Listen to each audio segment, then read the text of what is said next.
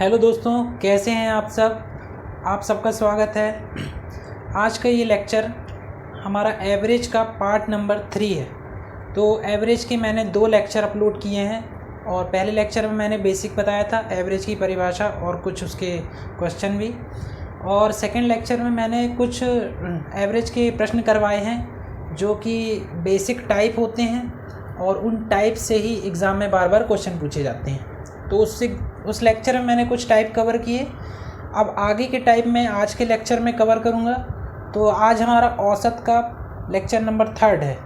तो इसमें भी मैं आपको कुछ टाइप बताऊँगा। सिर्फ आप यही टाइप अगर पढ़ लेते हैं तो एग्ज़ाम में आपको लगभग बहुत सारे क्वेश्चन आपको इन्हीं टाइप्स में से देखने मिलेंगे, और आप बार बार इनकी प्रैक्टिस करिए, इन्हीं टाइप्स को सॉल्व करिए, इससे रिलेटेड एग्जाम्पल करिए, तो आपको बहुत ईजिली एग्ज़ाम में क्वेश्चन बन जाएंगे।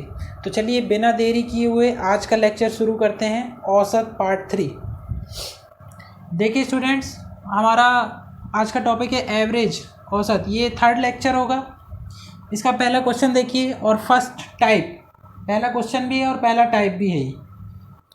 एक परिवार में 10 व्यक्ति रहते हैं जिनकी आयु का औसत कितना है? 28 वर्ष। एक व्यक्ति चला जाता है तो औसत जो है वो 1 वर्ष बढ़ जाता है। तो जाने वाले की आयु बताना है कितनी है। अब मैंने आपको फॉर्मूला बताया है, कौन सा? एवरेज इज इक्वल टू योग बटे संख्या। ये मैंने फॉर्मूला आपको बता चुका हूँ कि एवरेज बराबर क्या होता है? राशियों का योग बटे उसकी संख्या। लेकिन इसके पहले मैंने लेक्चर में आपको बताया था कि ये फॉर्मूला थोड़ा सा सुधार करके, मतलब इसको चेंज करके यूज़ होगा। वो कैसा चेंज होगा? संख्या को आप यहाँ ले आइए, तो योग बराबर एवरेज इनटू संख्या। मैंने पिछले लेक्चर में बताया था आपको कि अब जो सवाल आएंगे उनमें ये फॉर्मूला लगेगा। मैक्सिमम सवालों में एग्ज़ाम में जो क्वेश्चन आते हैं उनमें ये फॉर्मूला ही यूज़ होता है, योग बराबर एवरेज इनटू संख्या। तो आप ये फार्मूला याद रखिए, इसी फार्मूले का यूज़ करते हैं यहाँ पर। तो देखिए, मैं कॉमन सेंस से बता रहा हूँ, जो कि कॉमन सेंस के अकॉर्डिंग क्या रूल होना चाहिए वो बताता हूँ। देखो, परिवार में 10 व्यक्ति हैं, संख्या कितनी हो गई? 10। औसत कितना है 10 का? 28। तो उन 10 लोगों की आयु का योग निकाल सकते हैं, हम फॉर्मूले से निकाल सकते हैं। तो 10 लोगों की आयु का योग कितना आएगा? फॉर्मूले के अकॉर्डिंग क्या आना चाहिए? एवरेज कितना है? 28 और संख्या कितनी है? 10। तो कितना आ गया? 280। Clear students? अब क्या होता है, एक व्यक्ति चला जाता है तो औसत 1 वर्ष बढ़ जाता है। एक व्यक्ति चला जाएगा तो व्यक्ति कितने हो जाएंगे? 9। औसत 1 वर्ष बढ़ जाता है, मतलब 28 से कितना हो जाता है? 29। तो 9 लोगों की आयु का योग कितना आना चाहिए? 9 लोगों की आयु का योग कितना आएगा? योग बराबर एवरेज इंटू संख्या। एवरेज कितना हो गया है? 1 बढ़ गया है, और संख्या कितनी हो गई? 10 से 9, कितना आ गया?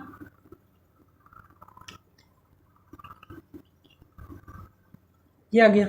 ये 10 लोगों की आयु का योग है, ये 9 लोगों की आयु का योग है।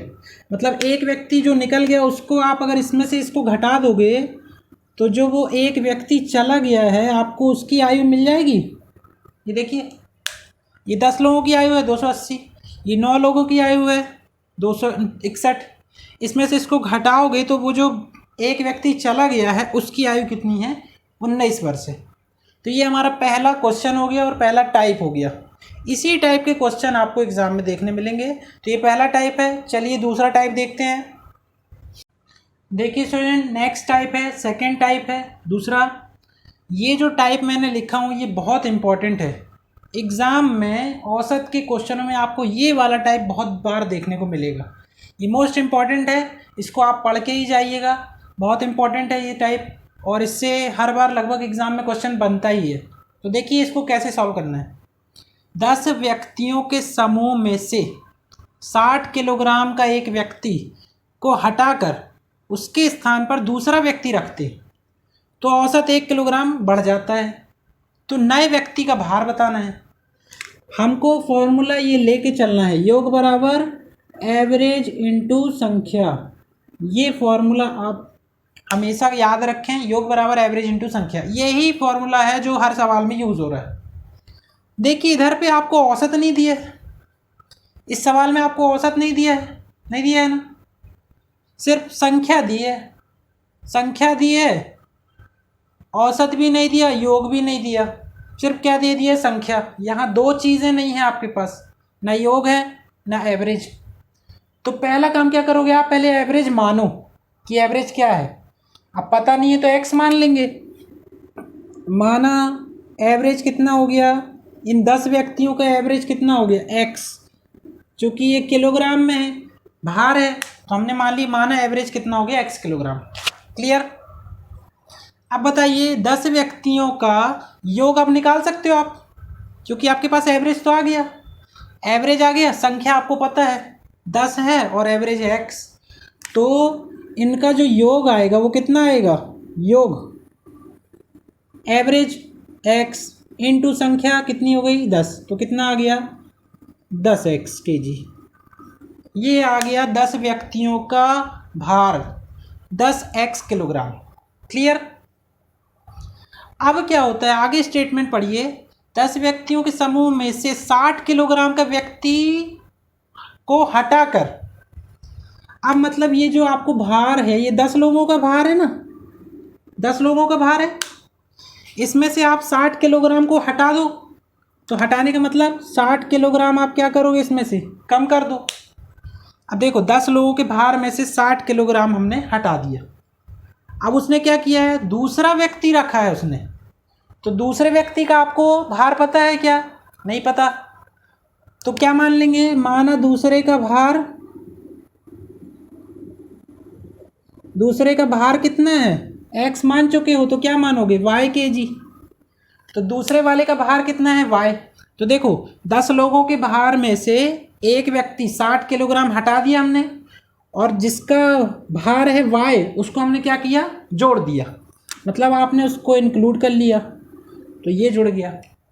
इतना समझ में आया कि नहीं, 10 लोगों के भार में से 60 किलोग्राम भार वाला व्यक्ति चला गया, उसकी जगह एक दूसरा व्यक्ति आ गया जिसका भार है y, तो हमने उसको जोड़ दिए।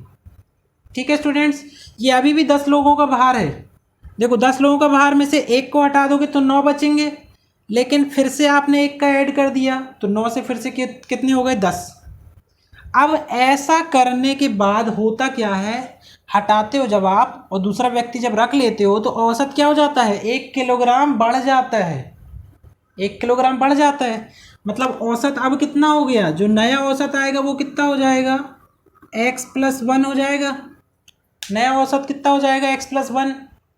तो एवरेज इनटू संख्या करते हैं तो क्या आता है, योग आता है, तो हमारे पास नया औसत कितना है, x+1, और व्यक्ति कितने हैं, देखो एक हटा दिए लेकिन एक को ले आए हो आप, तो व्यक्ति तो 10 ही है, तो संख्या कितनी हो गई, 10 हो गई।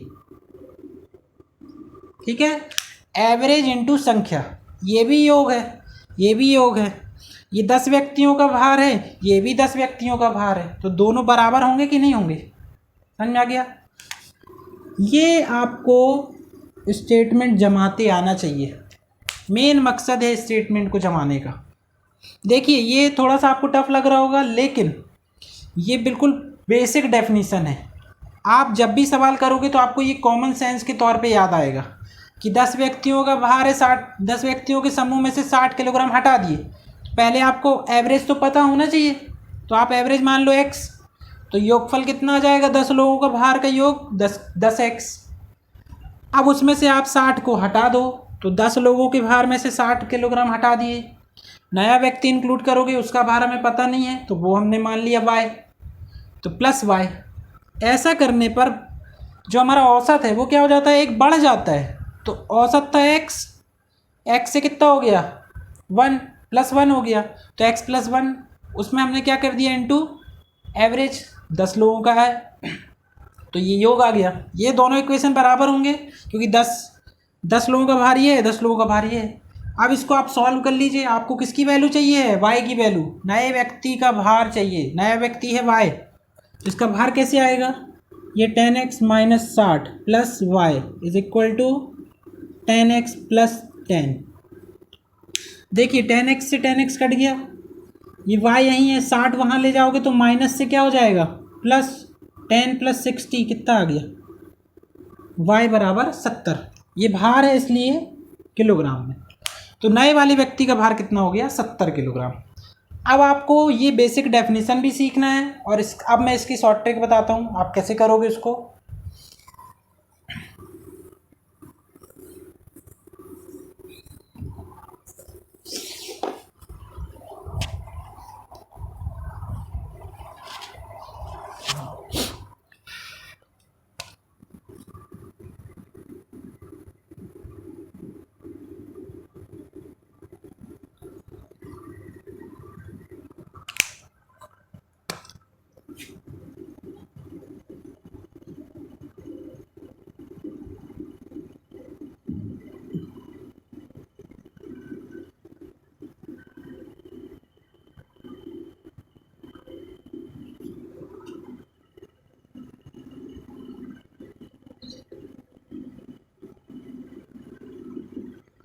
देखिए स्टूडेंट ध्यान से, ये शॉर्ट ट्रिक है। नए व्यक्ति का जो भार होगा, नए का भार कैसे निकाला जाता है, गए व्यक्ति का भार, जो व्यक्ति चला गया उसका भार प्लस माइनस, या तो प्लस लोगे या माइनस लोगे। तो कब लोगे, जब वृद्धि हो रही होगी काय में, औसत में। जब औसत में वृद्धि हो तो प्लस, औसत में कमी हो तो माइनस, इनटू संख्या कितने लोग हैं। इस फॉर्मूले में आप जमा दीजिए, गए व्यक्ति का भार कितना है, 60 किलोग्राम। 60 किलोग्राम का भार का व्यक्ति चला गया। आप प्लस लें या माइनस, तो देखिए औसत में क्या हो रहा है, 1 किलोग्राम बढ़ जाता है तो प्लस लेना पड़ेगा, बढ़ रहा है, वृद्धि हो रही है। औसत 1 बढ़ गया ना, तो 1 इंटू संख्या कितने लोग हैं, 10 लोग, तो 60, इसका मल्टीप्लाइड करोगे 10 आ जाएगा, तो ये कितना आ गया, 70। इस तरीके से भी आप कर सकते हैं, जो तरीका आपको आसान लगे आप उससे सॉल्व कर लीजिए। अगला टाइप देखते हैं कि जिनकी औसत आयु 48 वर्ष है चले जाते हैं, तो शेष बचे लोगों की औसत आयु बताना है। बहुत इजी सवाल है। तो आप योग जानते हैं, योग बराबर क्या होता है, एवरेज इंटू संख्या, ठीक है, ये फॉर्मूला है, इसमें जमा दीजिए। 8 व्यक्तियों का हम आयु का योग निकाल लेते हैं, 8 लोगों की आयु का योग कितना आएगा, योग बराबर औसत 42 इंटू संख्या कितना आ गया,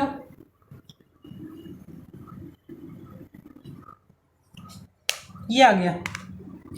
अब 6 व्यक्ति हैं जो चले गए हैं, तो 6 लोगों की आयु का योग कितना हो जाएगा, औसत इंटू संख्या।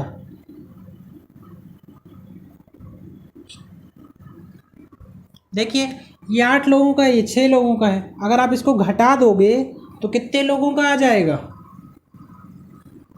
8 में 6 गया, कितना आएगा, 2 लोगों का योग कितना आएगा, 48।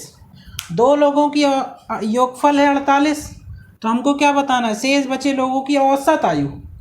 तो इसमें से अगर आप औसत निकालोगे तो योग बटे व्यक्ति कितने हैं, 2, तो कितना आ जाएगा औसत, 24, क्योंकि योगफल बटे संख्या यही क्या होता है, एवरेज होता है।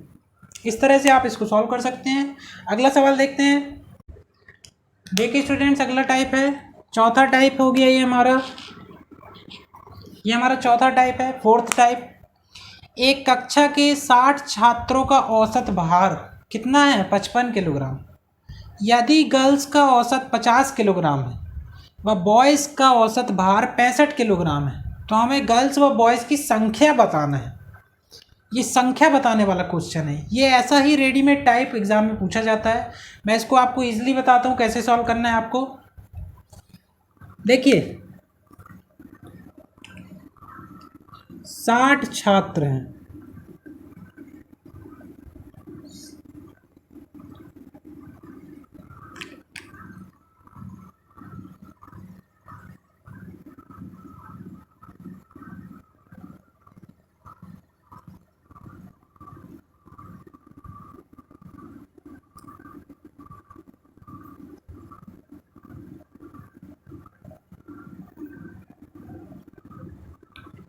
देखिए स्टूडेंट्स 60 छात्र हैं, जिसमें से कुछ गर्ल्स हैं कुछ बॉयज़ हैं।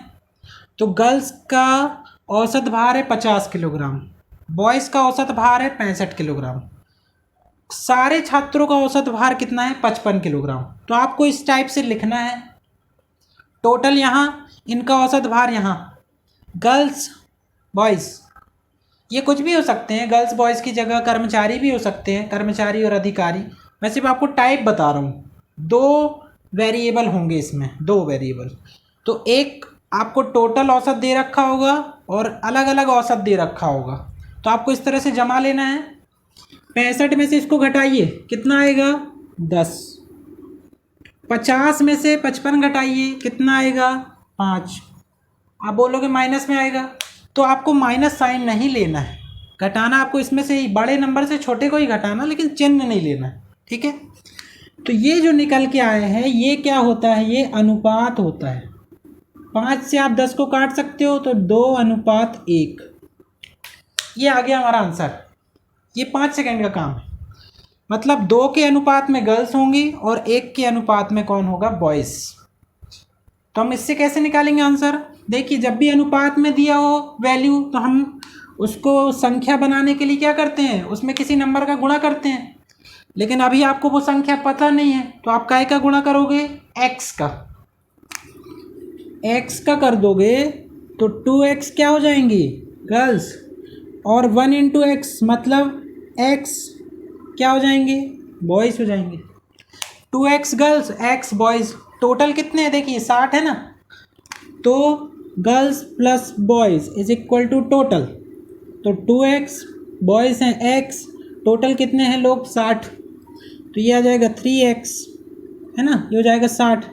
तो x बराबर 60/3, मतलब कितना आ गया, x की वैल्यू आ गई 20। तो देखिए बॉयज़ कितने हो जाएंगे, बॉयज़ हैं x मतलब 20 लड़के, और गर्ल्स कितनी हो जाएंगी 2 × x मतलब 2 × 20 कितना हो गया 40। इस तरह से आप इसको सॉल्व कर सकते हैं। अगला टाइप देखते हैं।